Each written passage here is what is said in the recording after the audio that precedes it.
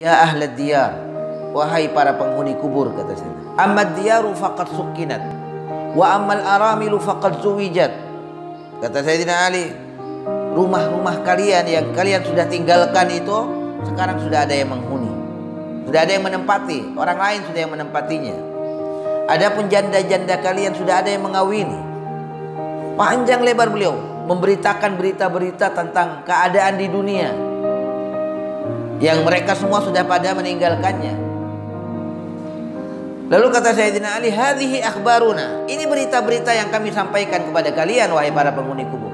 Fama akhbarukum, sebaliknya apa yang bisa kalian beritakan kepada kami? Lalu Sayyidina Ali mendekatkan pendengarannya kepada salah satu kubur itu. Kemudian beliau mengatakan, seandainya Allah Ta'ala mengizinkan orang-orang yang berada di dalam kubur ini untuk berbicara kepada kita, maka mereka akan mengabarkan satu berita, yaitu berita yang mereka sampaikan adalah wa tazawwadu fa inna khairaz zadi taqwa. Hei orang-orang yang hidup, berbanyaklah kalian bekal, ambillah bekal sebanyak-banyaknya, sesungguhnya sebaik-baik bekal itu adalah takwa kepada Allah Subhanahu wa taala. Itu kan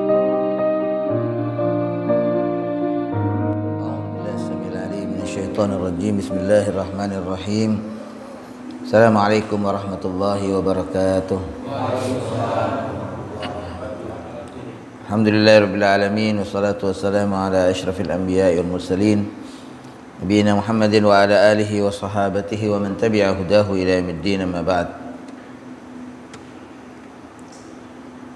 Ya Rabbi shrah li sadri wa yassir li amri wahlul 'uqdatam min lisani yafqahu qawli. Subhanaka la ilma lana illa ma 'allamtana innaka antal alimul hakim, wa tub alaina innaka antat tawwabur rahim. Masyaallah muslimin rahimakumullah, jamaah salat subuh Masjid Pesantren yang dirahmati Allah. Alhamdulillah, syukurillah, kita panjatkan kehadirat Allah Subhanahu wa taala yang telah menciptakan kita semua dengan kekuasaannya dan mengistimewakan kita dengan hukum-hukumnya dan syariatnya, dan memuliakan kita dengan agamanya, dengan utusannya Nabi Muhammad SAW. Maka kita bersyukur kepada Allah dan memuji kepadanya. Kemudian salawat dan salam kepada junjungan kita Nabi Muhammad SAW, pada keluarga beliau, sahabat dan seluruh pengikutnya sampai akhir zaman.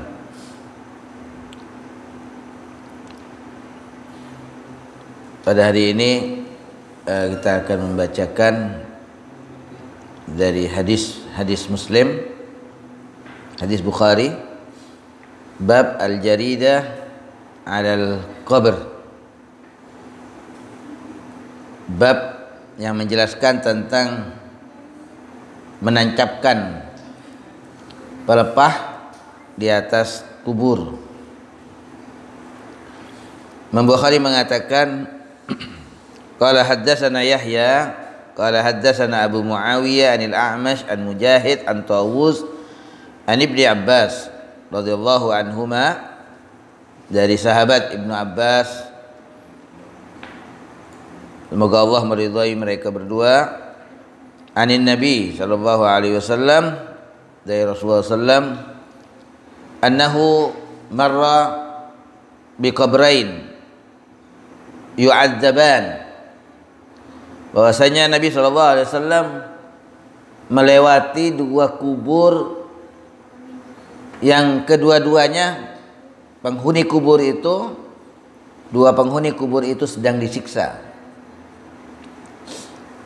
Ini hadis menunjukkan akan adanya siksa kubur. Wa ma yu'adzabani fi kabirin, dan keduanya disiksa, kata Rasulullah, bukan karena dosa besar. Nah, ini yang kita takuti jamaah sekalian rahimakumullah. Tatkala saatnya kita menikmati keistirahatan di dalam kubur, ternyata nggak tenang, tidak bisa beristirahat di dalam kubur. Karena kan kubur itu dikatakan oleh Allah Subhanahu wa taala dalam surat Yasin sebagai marqad. Marqad artinya tempat tidur. Dan tempat tidur itu adalah tempat beristirahat. Man ba'atsana min marqadina hadza. Siapa yang membangkitkan kita dari tempat tidur kita ini? Itu perkataan mereka. Jadi kalau kita lihat bahwa kubur itu adalah marqad. Nah, namanya marqad, namanya tempat tidur itu memiliki dua kemungkinan. Kemungkinan yang pertama, sebagaimana yang kita ketahui bahwa orang yang sedang berada di atas tempat tidur itu adalah orang yang sedang menikmati. Orang yang sangat senang. Pengantin baru misalnya, senang sekali. Tapi bisa jadi juga kemungkinan yang kedua, orang yang sedang tergeletak di atas tempat tidurnya itu dia sedang sedih, sedang menderita karena sakit, lumpuh misalnya. Nah, itu marqad.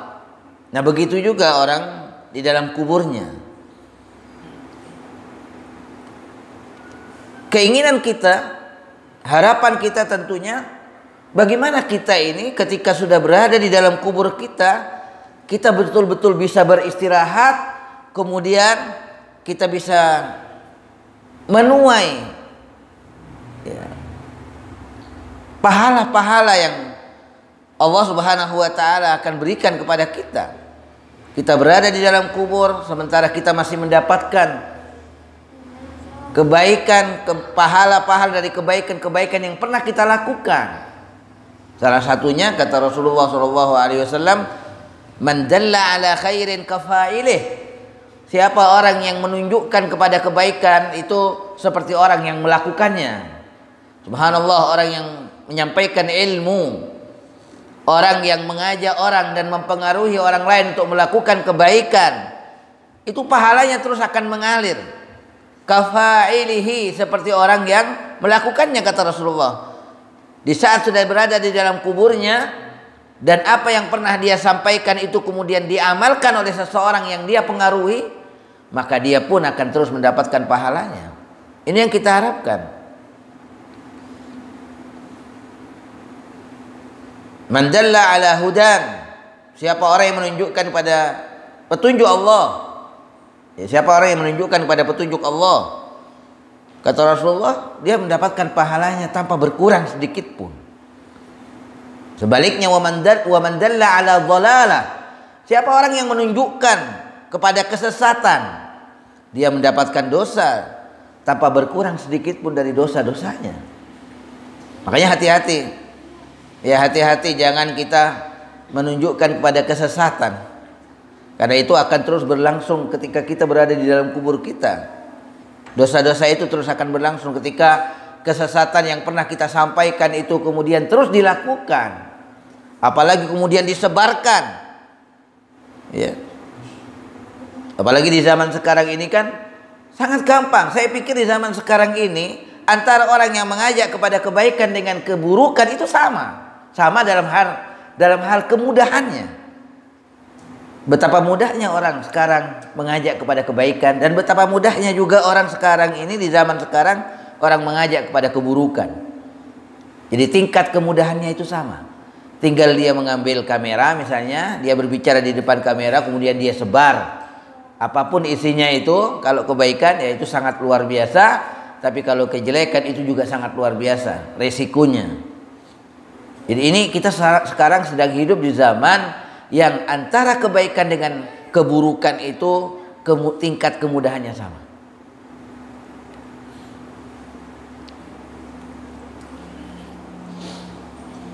Oleh karena jamaah sekalian yang dirahmati Allah, kalau kita tidak bisa menunjukkan orang lain kepada kebaikan, kepada petunjuk Allah, maka kita mendukungnya. Ya, kita mendukungnya. Jangan sampai kemudian kita menghalang-halanginya, jangan. Ya. Dikatakan kan kun aliman au muta'alliman, jadilah kamu orang yang berilmu, yang menyampaikan ilmu, au muta'alliman, atau kamu jadi orang yang mempelajari ilmu, au mustami'an, atau kamu menjadi orang yang mendengarkan ilmu, au muhibban, atau kamu mencintai, kamu cinta, mencintai apa? Mencintai ilmu. Wala takunir rabi', jangan menjadi orang yang keempat, yaitu yang menghalang-halangi. Fatahlik, maka engkau akan binasa. Fatahlik, engkau akan binasa.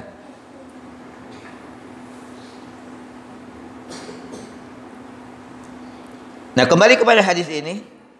Jadi kata Rasulullah SAW, dua penghuni kubur itu sedang disiksa dan bukan karena dosa besar. Wa ma yu'adzabani fi kabirin. Amma ahaduhuma, adapun salah satu di antara mereka berdua, fakana la yastatiru minal baul.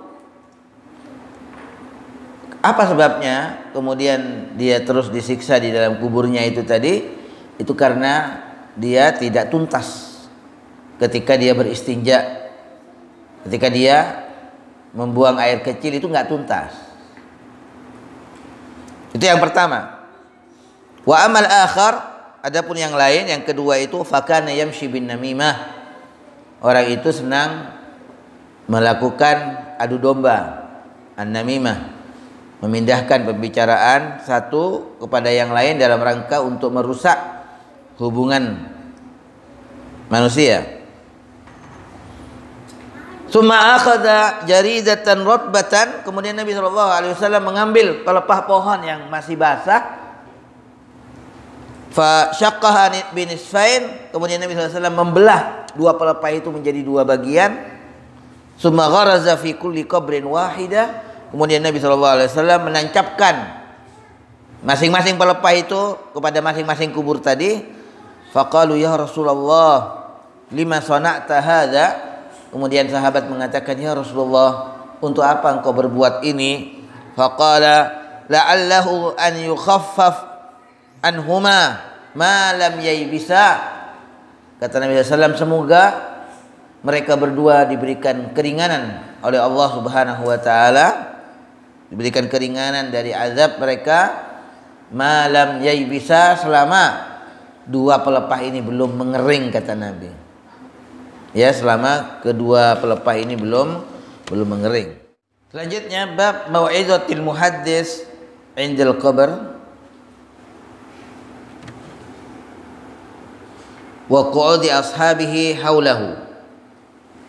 Qala haddatsana Utsman qala haddatsani Jurair an Mansur an Sa'ad bin Ubaidah an Abi Abdurrahman an Ali radhiyallahu anhu qala, dari Sayyidina Ali radhiyallahu an berkata, kunna fi janazatin fi Baqi'il Gharqad, kami sedang berada di sebuah jenazah, sedang mengantarkan jenazah di pekuburan Baqi'il Gharqad. Fa atana an-nabiy sallallahu alaihi wasallam, maka kemudian datang pada kami Nabi Muhammad sallallahu alaihi wasallam. Fa qa'ada, lalu Nabi duduk, wa qa'adna haulahu, dan kami pun duduk di sekitar Rasulullah SAW, ya, di sekitar jenazah itu. Wa ma'ahu mikhsara fanakasa faja'ala yanqutu bimikhsaratihi. Summa qala ma minkum min ahadin. Dan Rasulullah SAW pada saat itu membawa mikhsara, semacam tongkat. Kemudian Nabi SAW menuliskan dengan tongkatnya itu, summa yanqutu bimikhsaratihi, summa qala, menancapkan tongkatnya itu, Nabi SAW kemudian mengatakan, ma minkum min ahadin, tidak ada seorang pun di antara kalian, ma min nafsin manfusatin illa kutiba makanuha minal jannah wan nar. Kecuali kata Nabi SAW, orang tadi telah ditulis tempatnya dari surga dan neraka. Wa illa qad kutibat syaqiyatan aw sa'idatan, telah ditulis pula apakah dia menjadi orang yang celaka atau orang yang bahagia. Faqala rajulun, kemudian ada seseorang yang berkata, ya Rasulullah, wahai Rasulullah, afala nattakilu ala kitabina wa nada'ul amal, bukankah ini kemudian menyebabkan kami bertawakal akan apa yang sudah menjadi catatan bagi kami, apa yang sudah dituliskan untuk kami, wa nada'ul amal, kemudian kita meninggalkan untuk beramal. Itu kata seorang berkata kepada, mengomentari apa yang disampaikan Nabi Muhammad SAW. Jadi Nabi mengatakan bahwa setiap orang, tidak ada satupun di antara kalian kecuali sudah ditulis apakah dia di surga atau dia di neraka, apakah dia bahagia atau dia celaka. Nah, seorang sahabat tadi mengatakan, ya Rasulullah, kalau demikian nantinya orang akan tidak mau bekerja lagi, ya, kemudian dia sudah berpasrah, memasrahkan dirinya apakah terhadap apa yang dituliskan untuknya. Faman kana minna min ahli sa'adah fayasiru ila amali ahli sa'adah. Maka barang siapa di antara kita yang termasuk orang-orang yang bahagia, fayasir, maka nantinya dia akan berakhir amalnya kepada amalnya orang-orang yang bahagia. Wa amma man kana minna min ahli syaqawah fayasiru ila amali ahli syaqawah. Ini masih kelanjutan perkataan orang itu pada Nabi Muhammad SAW. Adapun orang yang termasuk orang yang celaka, dia sudah ditulis sebagai orang yang celaka, maka nantinya dia akan melakukan perbuatan orang-orang yang celaka. Apa jawaban Rasulullah SAW? Nabi mengatakan, amma ahlus sa'adati fayuyassaruna li'amalis sa'adah. Kata Nabi, adapun orang-orang yang bahagia, ya, orang-orang yang bahagia nantinya akan diberikan kemudahan oleh Allah Subhanahu wa taala untuk melakukan perbuatan orang-orang yang bahagia, perbuatan-perbuatan yang baik. Wa amma ahlus syaqawah, adapun orang-orang yang celaka, fayuyassarun, maka mereka diberi kemudahan li'amali syaqawah, untuk melakukan perbuatan orang-orang yang celaka, yakni mereka akan mudah untuk melakukan kejelekan. Summa qara'a, kemudian Nabi SAW membacakan firman Allah Subhanahu wa taala dalam surat Al-Lail, fa amma man a'ta wattaqa wa saddaqa bil husna fasanuyassiruhu lil yusra. Adapun orang yang memberi dan bertakwa, maka kami akan memberikan kemudahan kepadanya, kata Allah, kepada jalan yang benar. Fasanuyassiruhu lil yusra. Fa amma man a'ta wattaqa wa saddaqa bil husna, dan dia membenarkan, dia percaya terhadap kebaikan, ya, maka Allah akan memberikan kemudahan kepadanya kepada jalan yang baik. Wa amma man bakhila wastaghna wa kadzdzaba bil husna fasanuyassiruhu lil usra. Adapun orang yang bakhil dan dia merasa cukup, ya, wastaghna, sehingga dia nggak butuh dengan nasihat, nggak butuh dengan yang lainnya, wastaghna, kemudian dia menjadi orang yang sombong dan congkak, fasanuyassiruhu lil usra, maka kami akan mudahkan kepada jalan yang sulit, artinya kejelekan yang nantinya akan mengantarkan dia kepada kecelakaan, ya. Nah, jamaah sekalian yang dirahmati Allah, Al-Imam Bukhari di sini menjelaskan dari hadis ini tentang tentang adanya mau'izah, adanya peringatan yang disampaikan, nasihat yang disampaikan tatkala ada jenazah. Ya, tatkala kita ini mengantarkan jenazah.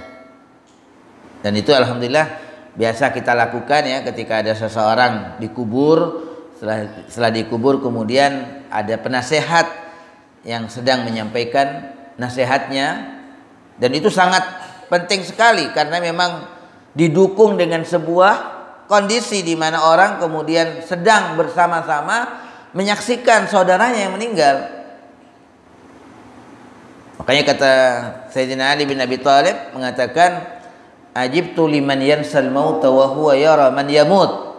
Aku heran, kata Sayyidina Ali, kepada orang yang lupa akan kematian padahal dia sedang melihat dan menyaksikan orang yang mati. Harapannya tentunya ketika kita sedang mengantarkan jenazah ke kubur, itu menjadi nasihat-nasihat terus bagi kita sekalian yang terus akan mengingatkan kita akan kematian itu. Cuma sayangnya kadang-kadang kita melihat sebagian orang bergurau saat mengantarkan jenazah, memikul jenazah, ada yang saling menarik ininya ya, kera bajunya, ada yang sedang menginjak sandal temannya.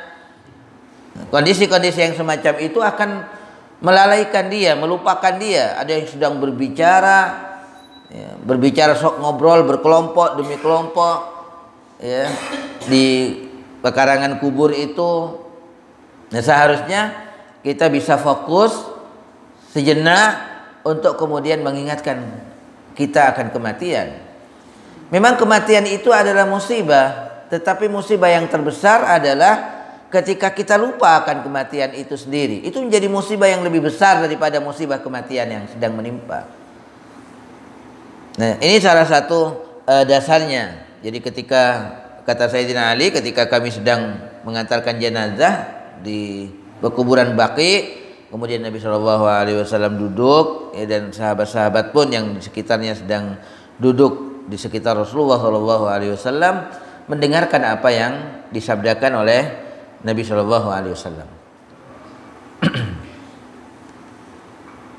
Sayyidina Ali pun pernah ketika sedang menguburkan jenazah, Sayyidina Ali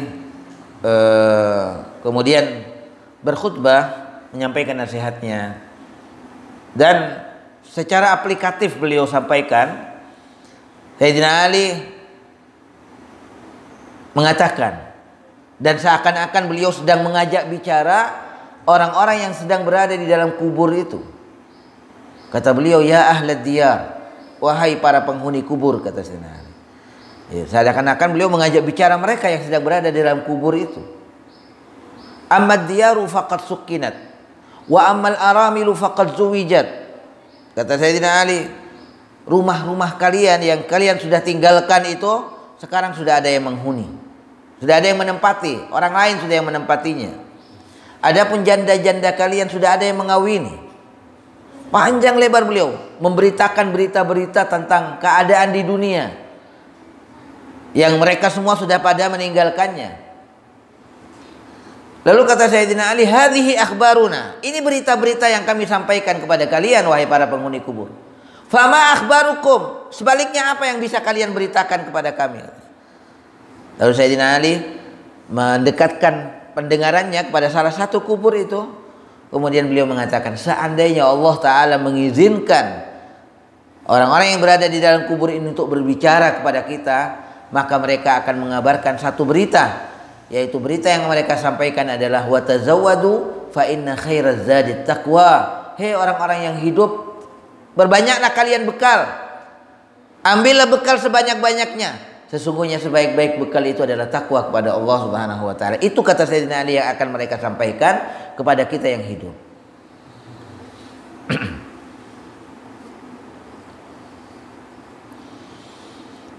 Terkait dengan apa yang disampaikan Nabi Shallallahu alaihi wasallam dalam hadis ini, jadi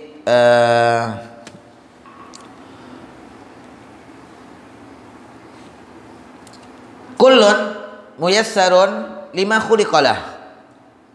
Bisa kita simpulkan bahwa setiap manusia itu dimudahkan jalannya lima khuliqalahu, terhadap apa yang dia telah dicipta untuknya. Ini tentu adalah rahasia Allah yang kita semua tidak tahu. Ya. Keinginan Allah itu ada dua. Ada yang ma'aradallahu bina, ada yang apa yang Allah inginkan terhadap kita. Apa itu yang Allah inginkan terhadap kita? Kejadian-kejadian itu termasuk yang diinginkan Allah terhadap kita. Dari sakit, ya kejadian-kejadian sampai kepada apa yang Allah inginkan kepada kita, apakah kita ini menjadi bahagia, menjadi celaka, surga, neraka, itu ma'aradallahu bina, apa yang Allah inginkan terhadap kita. Ini tidak diberitahu oleh Allah Subhanahu wa taala. Kita semua enggak diberitahu oleh Allah apa yang Allah inginkan terhadap kita. Ya. Kita tidak diberi ilmunya oleh Allah Subhanahu wa taala tentang ini. Dan ini adalah rahasia Allah Subhanahu wa taala. Kita tahu itu setelah terjadi. Ya. Qul qadarallah, ketika terjadi baru kita mengatakan ini takdir Allah Subhanahu wa taala. Wa ma syaa fa'al, dan apa yang Allah kehendaki pasti itu Allah lakukan. Itu semuanya setelah terjadi baru kita ketahui apa yang Allah hendaki kepada kita, apa yang Allah inginkan terhadap diri kita. Tapi kalau belum terjadi nggak bisa kita mengatakannya. Ya, kita tidak bisa mengatakannya karena kita nggak tahu. Wa ma tadri nafsun madza taksibu ghada. Orang, setiap manusia kata Allah tidak tahu apa yang akan terjadi besok. Nggak tahu. Wa ma tadri nafsun bi ayyi ardin tamut. Dan setiap orang juga nggak tahu di bumi mana dia akan mati. Ini semuanya rahasia Allah. Apa yang Allah inginkan terhadap diri kita nggak tahu. Kita tidak mengetahuinya karena kita memang tidak dikasih tahu oleh Allah Subhanahu wa taala. Nah, fokus kita kepada keinginan Allah yang kedua. Apa keinginan Allah taala yang kedua itu? Yaitu adalah ma aradallahu minna. Apa yang Allah inginkan dari kita. Bukan apa yang Allah inginkan terhadap kita, tapi apa yang Allah inginkan dari kita. Isinya apa? Kalau yang dari kita itu isinya adalah syariah ini. Perintah dan larangannya itu yang harus kita ketahui. Karena dalam hal ini, dalam hal apa yang Allah inginkan dari kita, Allah Ta'ala telah melakukan banyak hal. Allah mengutus nabinya, Allah menurunkan kitabnya, ya. Itu adalah dalam rangka untuk memberitahukan kepada kita semuanya ma aradallahu minna, apa yang Allah inginkan dari kita, yang berupa agamanya, yang merupakan kumpulan dari syariatnya, perintah dan larangannya, itu yang harus kita ketahui. Kadang orang ingin tahu terhadap apa yang akan terjadi kepadanya, tapi dia lupa apa yang Allah inginkan darinya, itu nggak dia ketahui. Ini salah dia dalam menempatkan fokusnya. Ya harusnya dia harus fokus kepada yang kedua ini. Kenapa? Karena dalam hal yang kedua Allah memberitahukan kepada kita, dan Allah Ta'ala akan menanyakan kita tentang hal itu.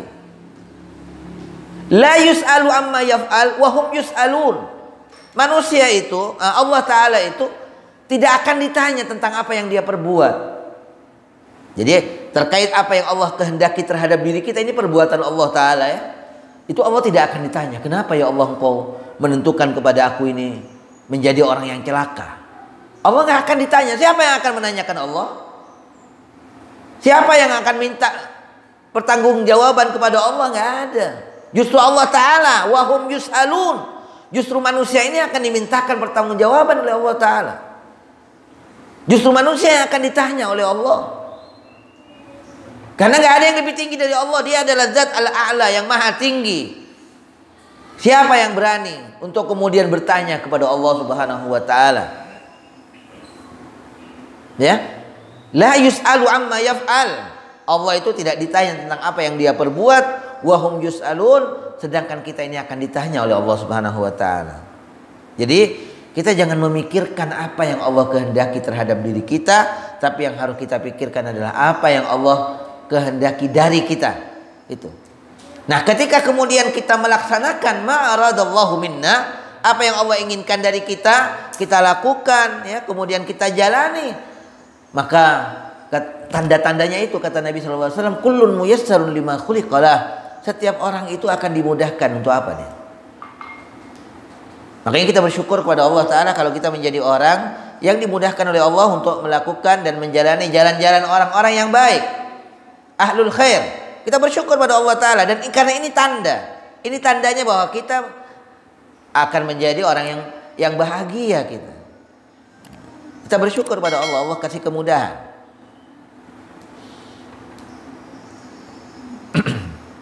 Dan kita terus minta kepada Allah Subhanahu wa taala agar kita terus diberikan kemudahan oleh Allah Subhanahu wa taala. Kemudahan orang melakukan kebaikan itu adalah bagian dari taufik dari Allah, merupakan taufiknya Allah, merupakan tuntunan dari Allah Subhanahu wa taala. Ya, Allah Taala tuntun dia pada jalan-jalan kebaikan itu. Ini memang banyak tingkatan dari taufik itu. Kalau dalam surah Al-Hujurat, Allah Subhanahu wa taala mengatakan, "Walakinnallaha habbaba ilaikumul imana wa zayyanahu fi qulubikum wa karraha ilaikumul kufra wal fusuqa wal isyan." Ada orang itu yang bukan hanya sekedar diberi kemudahan, ya bukan hanya sekedar diberi kemudahan oleh Allah, tapi oleh Allah Taala dijadikan cinta hatinya.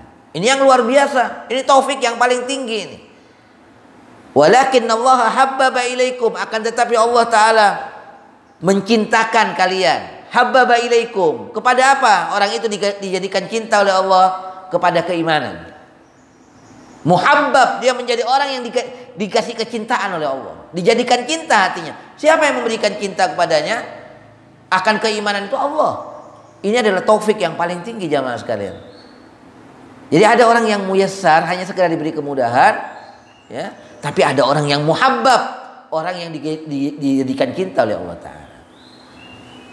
Nah, orang yang muhabbab, yang dijadikan cinta hatinya oleh Allah kepada keimanan itu otomatis Allah juga menjadikannya benci kepada kekafiran. Wa karraha ilaikumul kufra, dan Allah Ta'ala menjadikan benci kepada kalian, ya, terhadap kekafiran, wal fusuq, dan kefasikan, wal isyan, dan kemaksiatan. Jadi ketika hatinya sudah ada kecintaan yang full kepada keimanan, maka tidak ada ruang sudah kecintaan terhadap kekafiran itu. Yang ada adalah kebencian. Kebencian kepada kekafiran, kemaksiatan, dan kefasikan itu.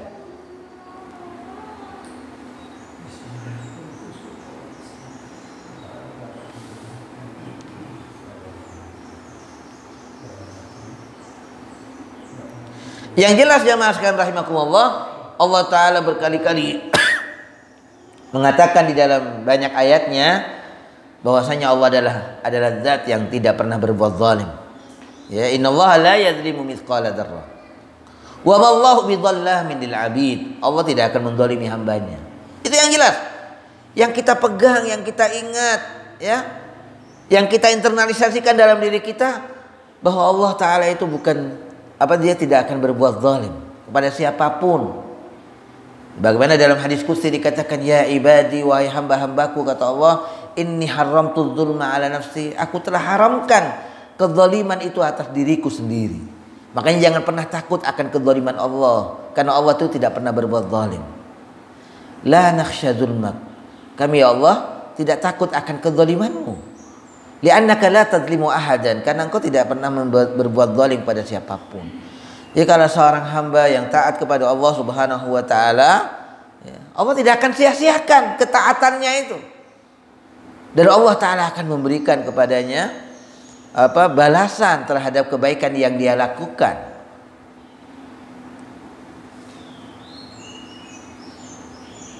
Ada hadis yang mana ditulis hadis ini di dalam kitab Hadis Arba'in oleh Imam Nawawi rahimahullah, kumpulan 40 hadis itu. Rasulullah mengatakan bahwa ada salah seorang di antara kalian yang melakukan amalnya ahli surga, sampai ketika antara dia dengan surga itu tinggal satu hasta, satu jengkal, ya, ketika tinggal satu jengkal, kemudian dia melakukan dengan perbuatan ahli neraka, kemudian dia masuk pada neraka. Sebaliknya kata Nabi, ada orang yang mengerjakan pekerjaannya ahli neraka sampai antara dia dengan neraka tidak tinggal satu jengkal, kemudian dia melakukan perbuatan ahli neraka, kemudian dia memasukinya. Hadis ini jamaah sekalian rahimakumullah adalah kasuistik ya. Artinya bukan kemudian ini menjadi kaidah umum, enggak. Kaidah umumnya ini bahwa orang yang dicatat sebagai min ahli sa'adah, orang yang bahagia, maka dimudahkan jalannya kepada jalan-jalan kebaikan. Itu kaidah umumnya ini. Tapi jamaah sekalian rahimakumullah ada. Sebagaimana sabda Nabi SAW, ada orang yang semacam itu, yang melakukan perbuatan ahli neraka, tapi kemudian di akhirnya dia melakukan perbuatan ahli surga, kemudian dia masuk ke surga, atau sebaliknya. Ada yang semacam itu. Hadis ini adalah dalam rangka agar kita ini tidak bersandar kepada amal kita. Ya, agar kita tidak menyombongkan diri kita, kemudian kita menganggap diri kita suci, bersih, sedangkan orang lain kotor. Jangan. Hadis ini itu sebagai peringatan bagi kita sekalian agar kita tidak bersandarkan diri kita terhadap amal kita. Kalau kita menjadi orang yang beramal baik, kita bersyukur kepada Allah, ya, dan yang kita harapkan adalah rahmat Allah Subhanahu wa taala. Ya, rahmat Allah yang kita harapkan dari amal soleh yang kita lakukan itu. Jadi itu fungsinya hadis tadi. Dan ulama menafsirkan hadis ini dengan banyak tafsiran. Bisa jadi yang dimaksud itu adalah seakan-akan. Jadi ada kata-kata seakan-akan bahwa salah seorang di antara kalian dia beramal seperti amalnya ahli surga. Seperti amalnya ahli surga. Secara lahiriah apa yang dia lakukan itu ini perbuatan ahli surga. Tapi di mata Allah tidak. Bisa jadi karena niatnya, ya.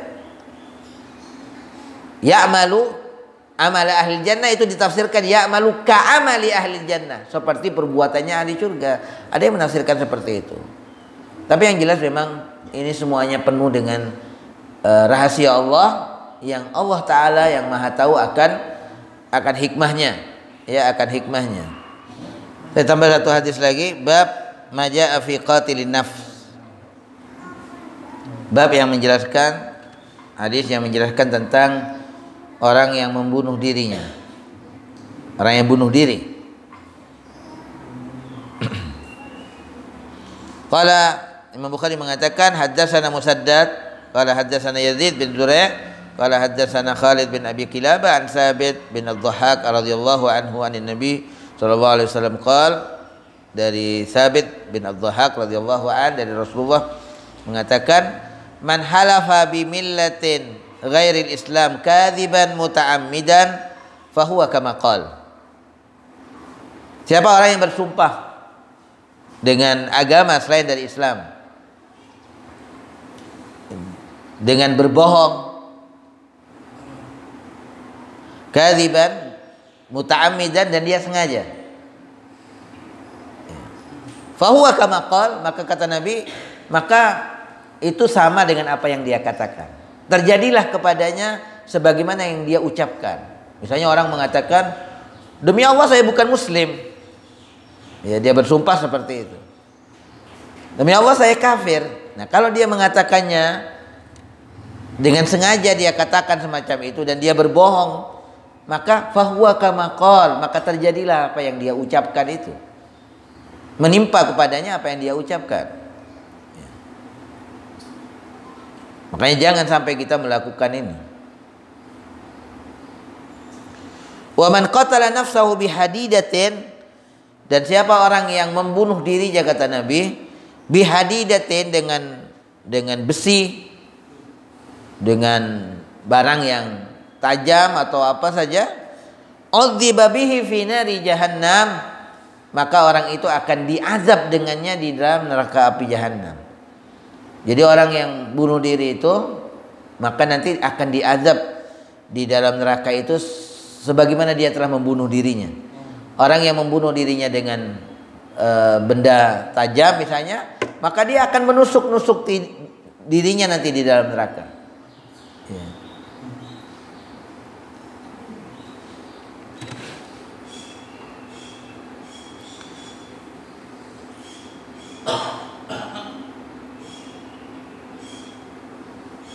Kenapa? Karena orang yang bunuh diri itu seakan-akan dia telah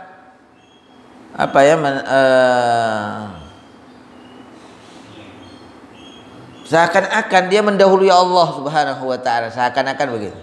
Mendahului Allah Subhanahu wa taala terhadap dirinya. Tak kadenten katanya orang Madura itu ya. Kapuru.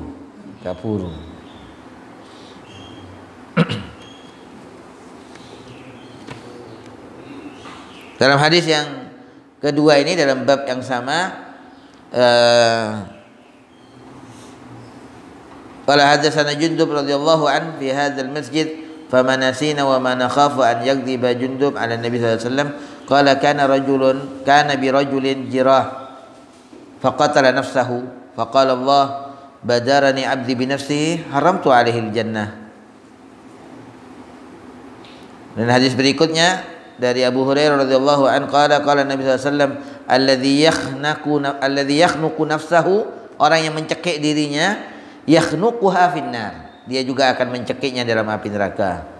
Walladhi yat'anuha finnar, ya sama ya, orang yang mencekik dirinya, yang menusuk dirinya, maka dia juga akan menusuknya di dalam api neraka.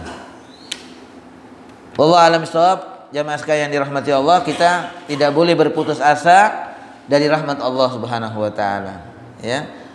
Orang yang berputus asa dari rahmat Allah itu tidak lain kecuali mereka adalah orang-orang kafir yang berputus asa dari rahmat Allah. Kita nggak boleh, betapapun dosa yang kita lakukan, jangan berputus asa dari rahmat Allah taala. Qul li ibadiyalladzina asrafu ala anfusihim la taqnatu min rahmatillah. Ya ibadiyalladzina asrafu ala anfusihim, katakan orang-orang yang telah melakukan perbuatan dosa, yang sudah melampaui batas dosa yang mereka lakukan, pesan Allah taala untuk disampaikan kepada mereka, la taqnatu min rahmatillah, jangan kalian berputus asa dari rahmatnya Allah Subhanahu wa taala. Orang yang berputus asa dari rahmat Allah Subhanahu wa taala kemudian dia bunuh diri dan semacamnya, ya maka akan berarti dia telah mencelakakan dirinya di dalam api neraka. Wallahu a'lam bishawab. Demikian apa yang bisa saya sampaikan, mudah-mudahan bermanfaat dan menambah rasa takut kita kepada Allah Subhanahu wa taala. Assalamualaikum warahmatullahi wabarakatuh.